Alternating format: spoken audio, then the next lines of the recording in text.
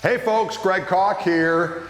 I'm down here at the Woodshed Guitar Experience with my friends from AmericanMusical.com. So the question is, what does Gristle mean? And it's silliness, really. So it all started years and years ago. I was playing, I had a house gig on Thursday nights at this particular point in time at a place called the Up and Under in Milwaukee. It's a legendary blues haunt. And we'd get done playing, and I'm young in my early 20s, mid 20s or whatever. So of course, you play the gig, you get done late, and what do? You go out for late night cuisine, usually in some kind of slightly altered state from your long evening of spirited musical congress. And so we're at this late night restaurant, Ma Fisher's on the east side of Milwaukee, and next thing you know, a food fight commences. And somebody had steak and eggs, and the gristle from the steak was being used as a projectile. And at some point it ended up on the marquee of the Oriental Theater next door, and I just started screaming, "Pound the gristle." And then we're like, that's kind of fun. So then we started using it for everything. Like when we're going on stage, let's go pound some gristle. You know what I mean? We use it for a lot of other things that were inappropriate. But then I started using it as like, I need some gristle. Turn up some gristle on that amp. So it just became kind of a catch-all. And then it just became affiliated with me as Gristle Man. I do I had been doing a lot of radio stuff back home on this classic hit station. I'd come on a couple times a month and regale them with stories and songs and whatnot, and I was the Gristleman. They would refer to me as that. So it just kind of became my thing. So over the years I've had my Gristle King pedal, my first instructional DVD was Guitar Gristle. Now we've got these Gristle tone pickups. We've got the Gristle Master, we've got the Gristle 90. So yeah, what are you gonna do? It's just kind of silly, but it's fun. So when did my relationship with Fishman begin? Well, I had known Larry Fishman for a while, just from being around the music industry at NAMM shows and whatnot. And I knew he was a cool dude, but I play acoustic a lot of times just in the studio, mic'd, and I didn't really take it to the stage all that much because it was just one more thing to bring along, and I mostly just played electric on gigs. So there was really no need to kind of foster that relationship more than that at the time. But I got a call from a gentleman by the name of Richie Fliegler, and he was an independent marketer at that point, and Larry Fishman had hired him to flush out the marketing and actually the technology. It's like, hey, I'm working on something kind of top secret. I'm like, ooh, do tell.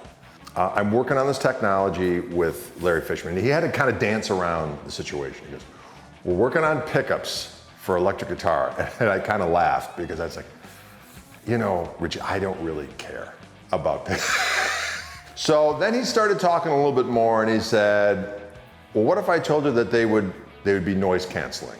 I'm like, okay. He goes, you could voice them several ways. There'd be noise canceling. There would be a battery involved. I'm like, battery? He's like, yeah, but there's some really cool ways they're dealing with the battery thing where you don't have to carve anything up, and it's like all real high tech.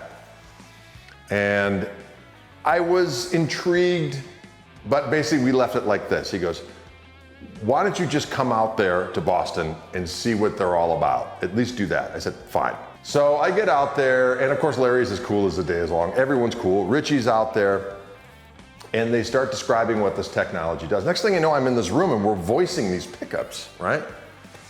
And what I was intrigued by was the ability of them to voice it on the fly, which was very intriguing to me. So they had at the time we were working on Strat pickups. So they had a Strat with the ability to shuttle pickups in and out. So they would put in whatever kind of top shelf single coil pickups, regular single coil pickups they were going for. You pop them into the back of the guitar through 1/4 inch little plywood things with a pickup on it. Plop them in there, plug it in, play it. Okay, let's pop those out. Now let's plug in the Fishmans, and then go, nah. And then a guy on the fly is like, well, it's kind of this, and they're messing with it as we go. So by the time we got done voicing them, I thought that they sounded better than the original pickups we were going for. Every experience we did with the Fluence pickups was like that, including when I did my Tele pickups with them. The Fishman Fluence Gristle tone pickups for T-style guitars, I guess we'll say. And that adventure was so successful and the pickups did very, very well. They continue to do very, very well. I had the idea of doing a P90. And I was very intrigued by P90s because it was a more girthsome sounding single coil. So you got this girth, weird kind of, I like to call it squawky tone of the bridge pickup and kind of a velvety girth in the neck pickup. But you had the noise. Add any kind of gain to it and it's like, it sounds like a spaceship taking off or something. So I thought, well, if we did it with the Tele pickups, we could do it with P90s. It was a lot of fun, but it was significantly made more complex by COVID. So I went out there in January of 2020 for like the initial voicing session. We got it pretty much in the ballpark. And then the first week in March of 2020, we went out there again.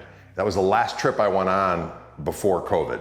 And what's always a little scary is when you voice something and you think it sounds great, and then 4 months later, they're gonna send you a guitar with these pickups in it, and you're hoping against hope that your memory was correct. And it always kind of exceeds expectations. You know, you plug it in and you're like, oh, thank God, it sounds magnificent. They've just come out and I couldn't be happier. They sound magnificent. We're so happy just to get these pickups out and be fulfilling orders for those. At some point, all the dreams will come true. I don't really use that many pedals. Typically I don't use any, except for when I'm in the studio, I might use a wah or this, that, and the next thing.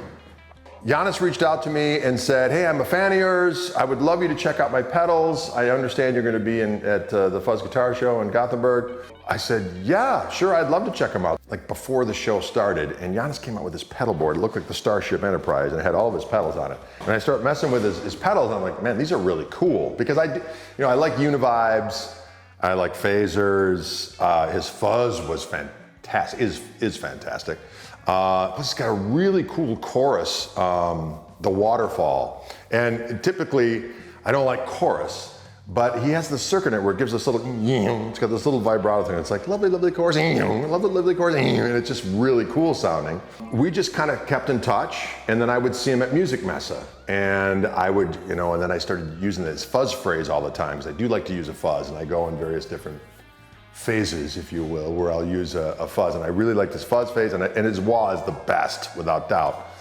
And then he made me a multi-effects pedal that looks like a Tweed Fender amp, and it has about 5 pedals on it.